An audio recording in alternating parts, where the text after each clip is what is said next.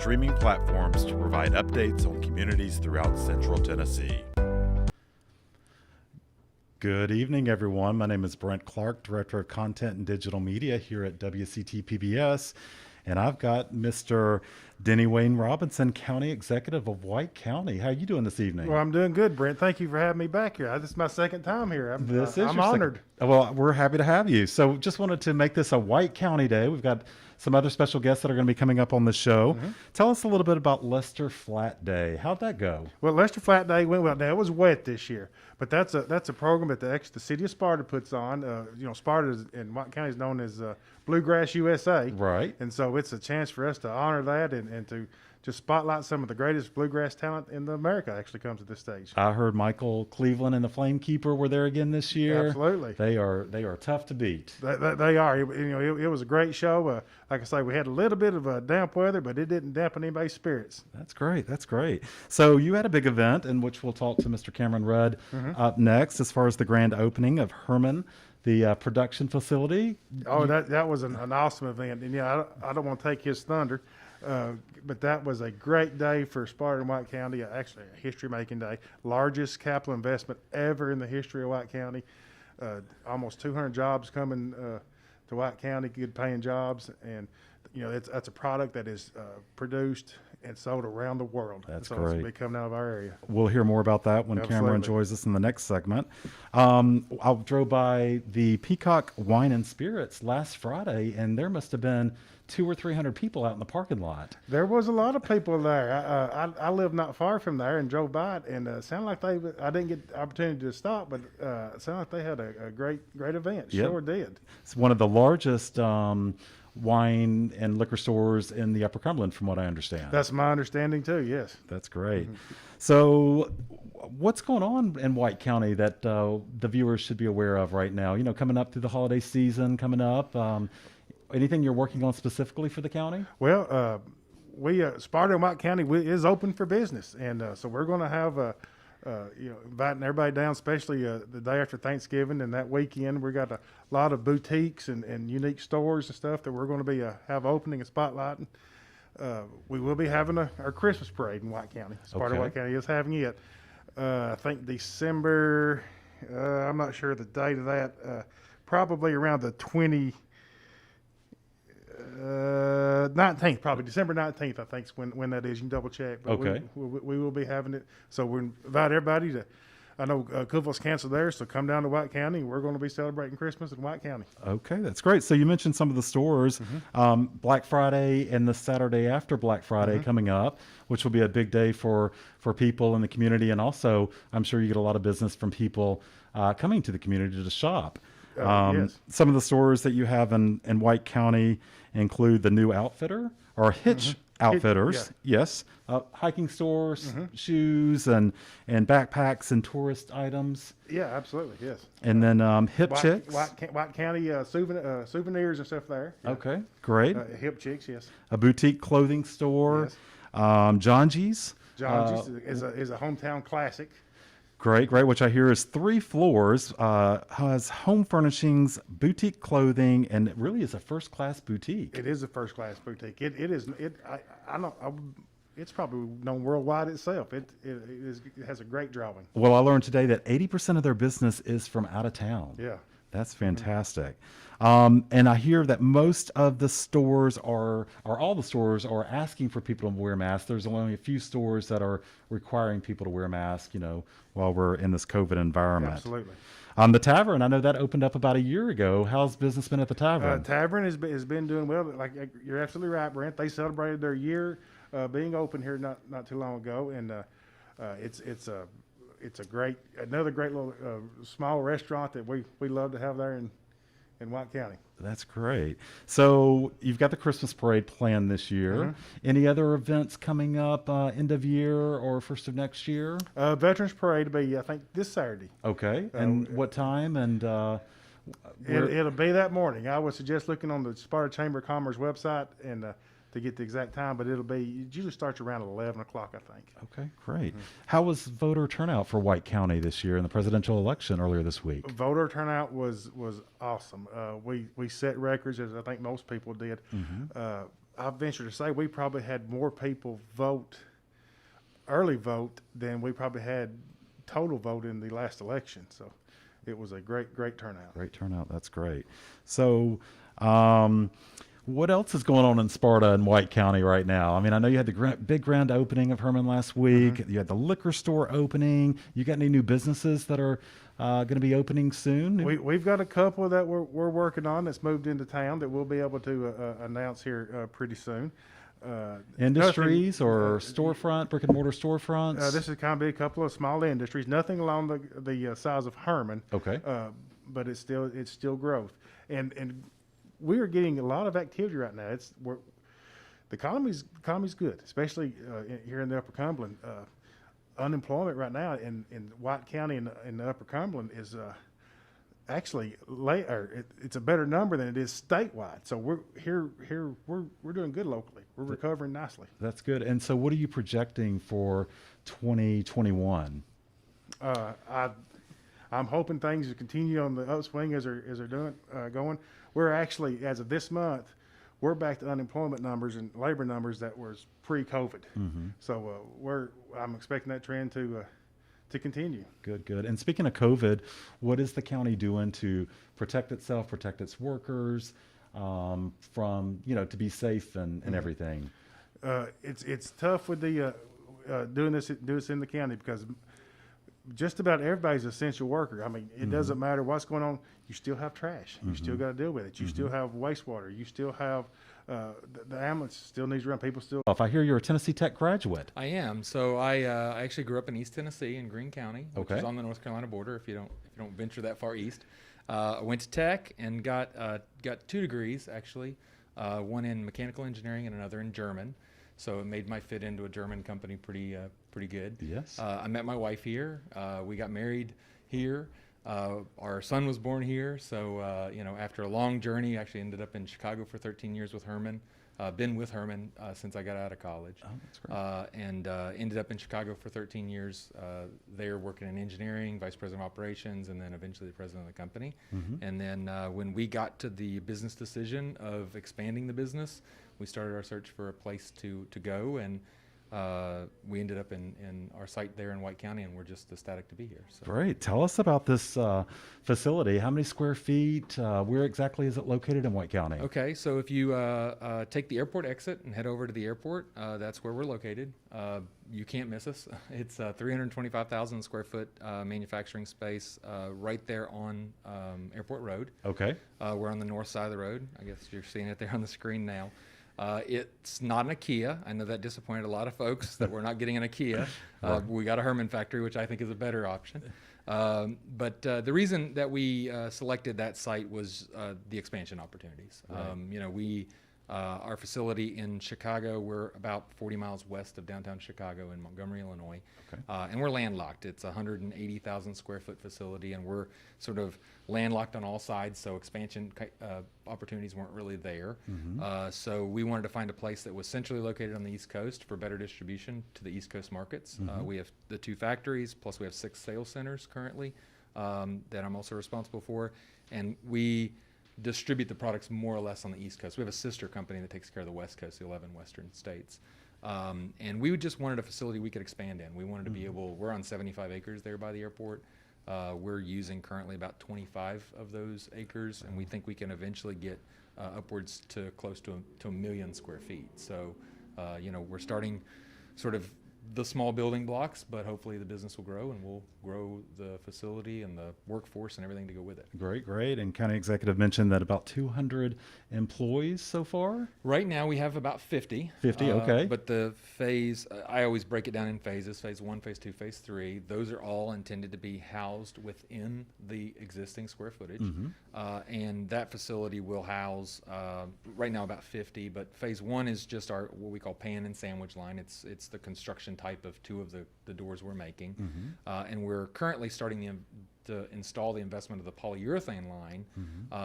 Polyurethane is kind of like great stuff that you seal a window with. It's sort of the same component. Take steel front and back face and then fill that with a liquid foam. And that's the biggest part of the investment and why we needed all the space, actually. That's phase 3. Once we get that online, then we'll be close to that 200 employee number. And what's your time frame for getting to phase 3? So that'll be early 2022. Okay. So that line is so large, it simply has to be not only installed in place, but also brought into commission in place. It's not something you can put together, test it, and then take it down and move it. You have to pretty much build it in place. Great. So, I mean, obviously you champion for this area. Right. This is a huge economic opportunity for White County and the Upper Cumberland. Tell us a little bit about the process of you bringing this to the Upper Cumberland. Yes, so we, it's a family-owned business in the 4th generation. So as much as I do love this community, it was not a foregone conclusion that we would be here. So we started the search. We ended up looking at sites in Kentucky and in Tennessee and in Indiana and Pennsylvania. We have another facility in Pennsylvania. And as the process began to sort of distill down to the best options, even the ownership group started to realize some of the advantages of being in a place like this. It also mirrors very similar to where we're located in Germany, our headquarters in Germany. It's kind of not in a major urban center, but close enough to a major urban center, an hour away to Nashville. They have a similar situation, an hour away to Dusseldorf International Airport, other access to other things. And then just the amenities that are available. You have a really good partnership between the different communities. Highland Economic Partnership is one of the groups that we've joined, and we partner with a little bit, the local chambers of commerce, and then how they build up the workforce with the school systems. And then of course the university is a no-brainer. I mean, I went to Tech, so I'm a proud Golden Eagle, but the ability to get young talent, cooperate with some of their intern programs and that sort of thing, that we see over time being able to plug them into different projects and give them experience and help the business.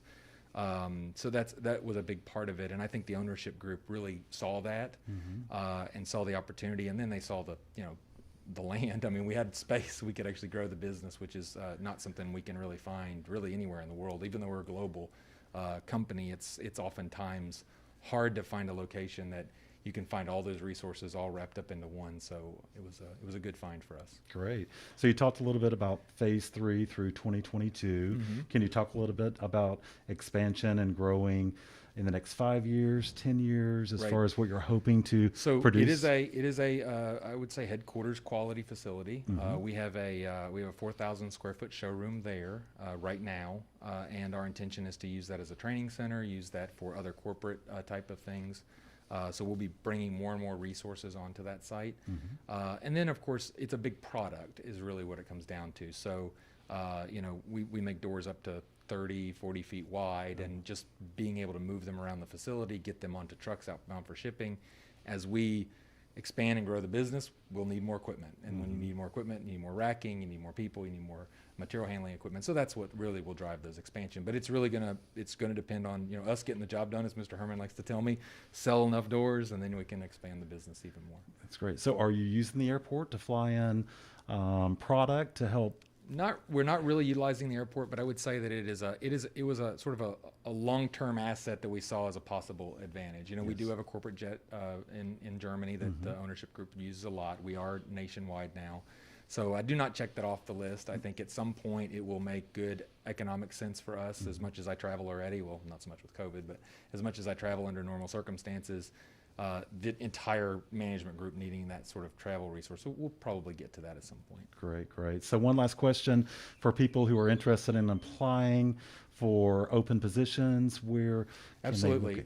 So it's www.hörmann.us, HORMANN.us/careers.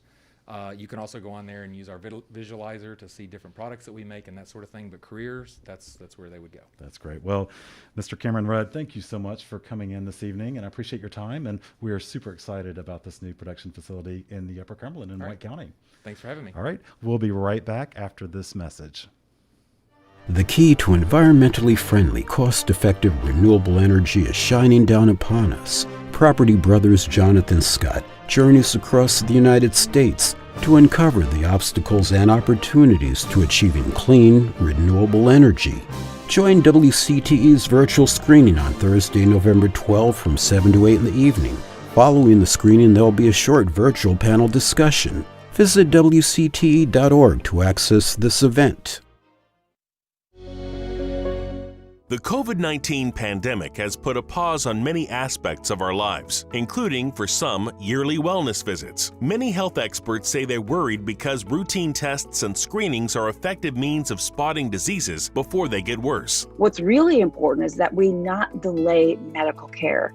Certainly during the pandemic, one of the things that I saw as a family doctor is mammograms and colonoscopies and other screening tests being put on hold for good reason and for the right reasons. But at the same time that that's happening, I do get worried about, missing important conditions that we might have picked up on if we were able to do those screening tests and to check up on your labs and things like that. If you missed a checkup, screening, or vaccination for yourself or your child, contact your healthcare provider to schedule an appointment. If you do not have health insurance, call 211, a free confidential helpline to find healthcare services and resources in your area.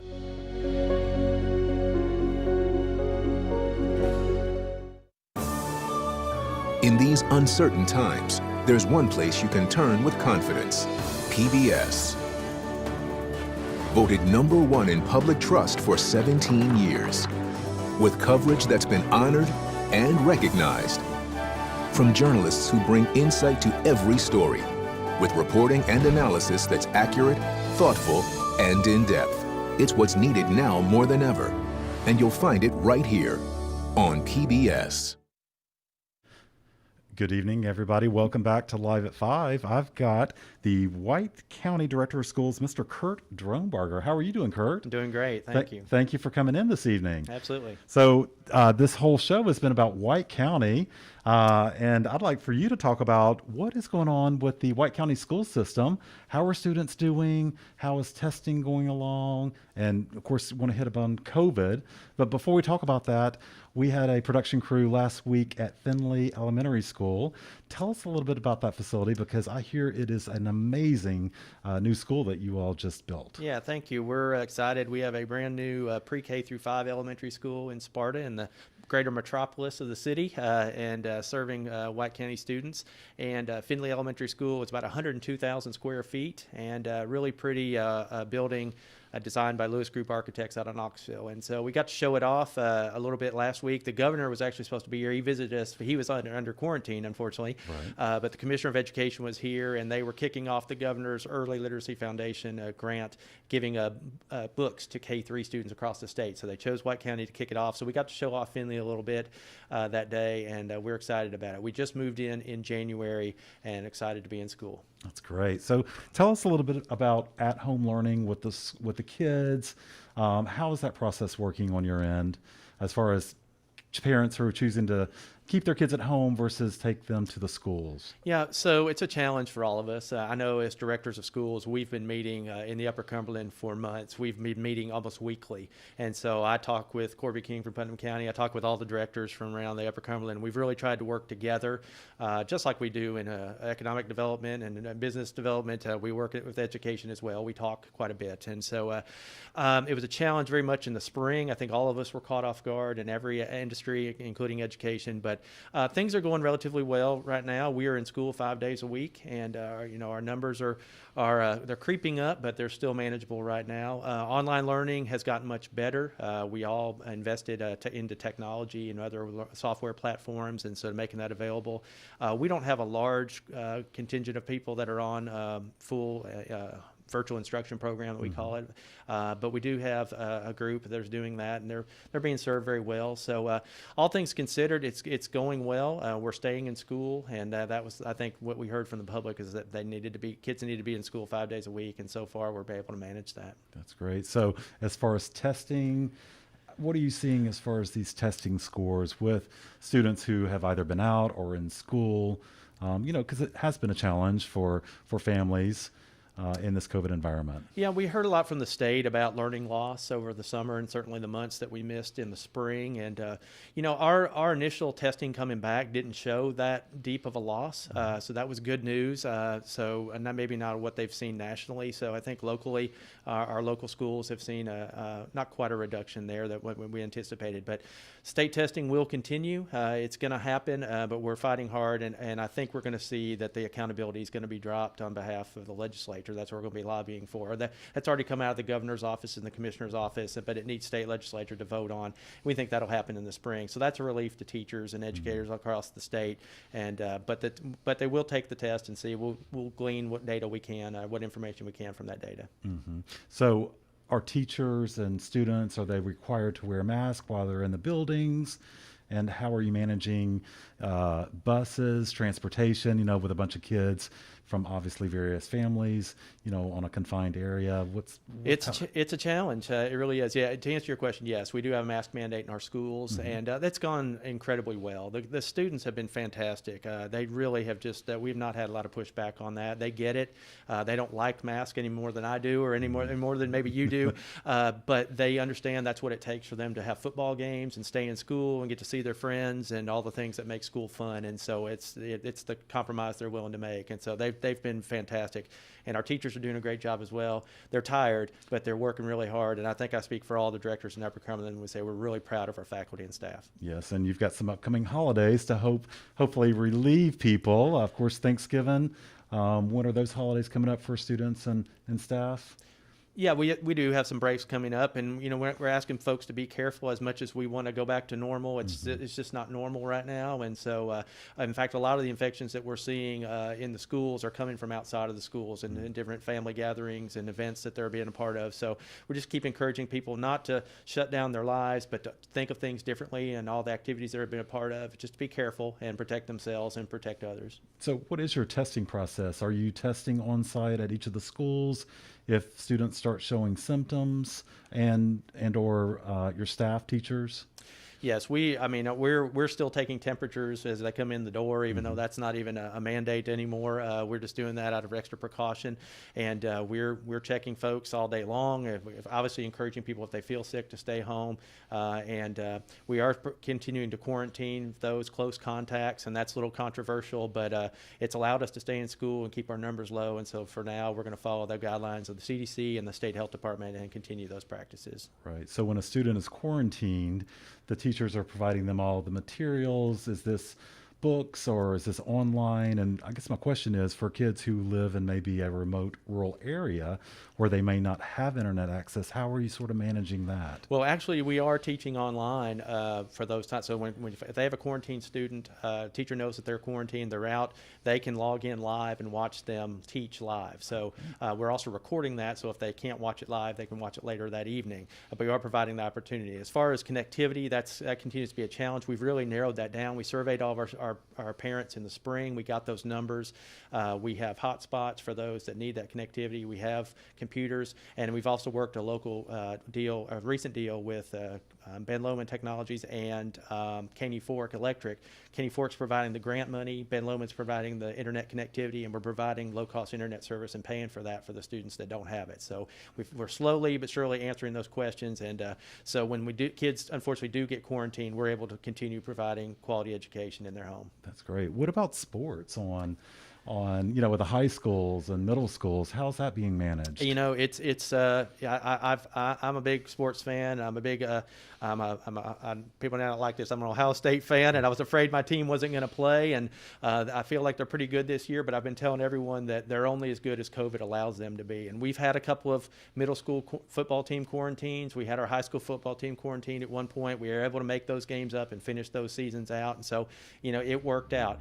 We're on the cusp of basketball season. There's a lot more basketball games, and so that'll be a challenge. And it's just the world we're in right now, and so it's not popular. I know how much I love sports as much as the next guy and gal, but we're just kind of managing through this and trying to keep people healthy and safe in the meantime. Great. And one last question, as far as school buses, kids coming on, touching seats and the railings, what are y'all doing to sort of disinfect the buses? So we're using seating charts on the buses just like we are in the classrooms. Those are mandated. Masks are mandated as well, have been all along on the buses to make sure because we're in close contact with one another. The buses are being wiped down. Seats are being wiped down daily. They're being bombed by foggers over the weekends and for some extra cleaning. So just trying to, all those surfaces where the virus could be sitting, we try and wipe those down as much as possible. That's great. Well, thank you so much for your time today. I appreciate you coming on Live at 5, and I will talk to you soon. Absolutely. Just want to let people know that this show is dedicated to the memory of Jimmy Nail Russell Hearn, I had the great pleasure of Mrs. Hearn on the radio show earlier this year as co-host with Donna Matson. Or on behalf of the entire staff at WCD PBS, we're thinking of Donna and Dr. Jack Maxson and their entire family, wishing them hope in the midst of sorrow and comfort in the midst of pain. WCD's Get Ready to Learn with Cindy Putman is up next. Thank you and have a good evening.